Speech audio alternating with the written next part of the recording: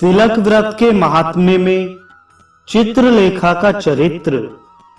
संवत्सर प्रतिपदा का कृत्य।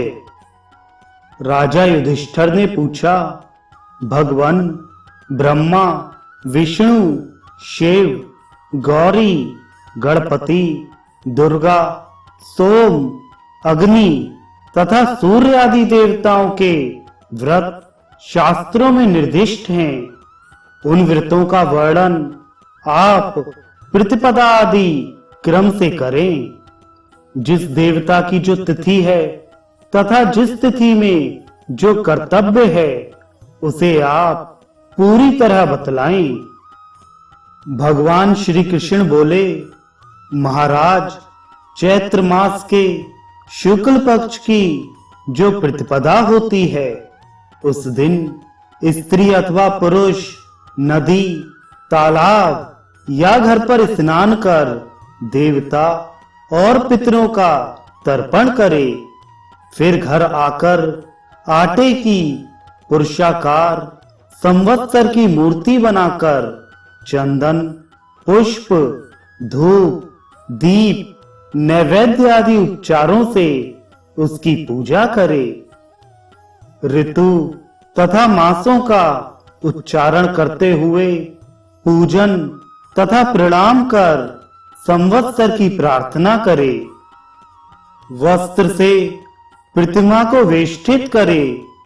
तदनंतर फल, पुष्प, मोदक आदि नैवेद्य चढ़ाकर हाथ जोड़कर प्रार्थना करे। भगवान, आपके अनुग्रह से मेरा वर्ष सुखपूर्वक व्यतीत हो।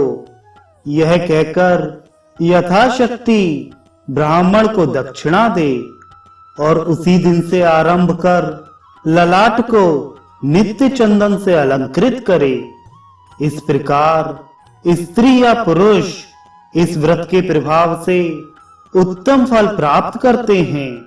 भूत, प्रेत, पिशाच, ग्रह, डाकनी और शत्रु उसके मस्तक में तिलक देखते ही भाग खड़े होते हैं। इस संबंध में मैं एक इतिहास कहता हूं। पूर्व काल में शत्रुंजय नाम के एक राजा थे और चित्रलेखा नाम की अत्यंत सदाचारिणी उनकी पत्नी थी। उसी ने सर्वप्रथम ब्राह्मणों से संकल्प पूर्वक इस व्रत को ग्रहण किया था। इसके प्रभाव से बहुत अवस्था बीतने पर उनको एक पुत्र हुआ। उसके जन्म से उनको बहुत आनंद प्राप्त हुआ। वह रानी सदा संवत्सर व्रत किया करती और नित्य ही मस्तक में तिलक लगाती। जो उसको तिरस्कृत करने की इच्छा से उसके पास आता वह उसके तिलक को देखकर पराभूत सा हो जाता। कुछ समय के बाद राजा को उन्मत्त हाथी ने मार डाला और उनका बालक भी सिर की पीड़ा से मर गया। तब रानी अति शोकाकुल हुई। धर्मराज के यमदूत उन्हें लेने के लिए आए। उन्होंने देखा कि तिलक लगाए चित्रलेखा रानी समीप में बैठी हैं। उसको देखते ही वे उल्टे लौट गए। यमदूतों के चले जाने पर राजा अपने पुत्र के साथ स्वस्थ हो गया और पूर्व कर्म अनुसार शुभ भोगों का उपभोग करने लगा।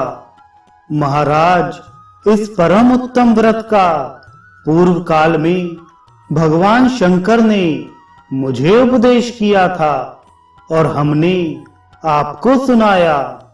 यह तिलक व्रत समस्त दुखों को हरने वाला है। इस व्रत को जो भक्ति पूर्वक करता है वह चिरकाल पर्यंत संसार का सुख भोग कर अंत में ब्रह्मलोक को प्राप्त होता है।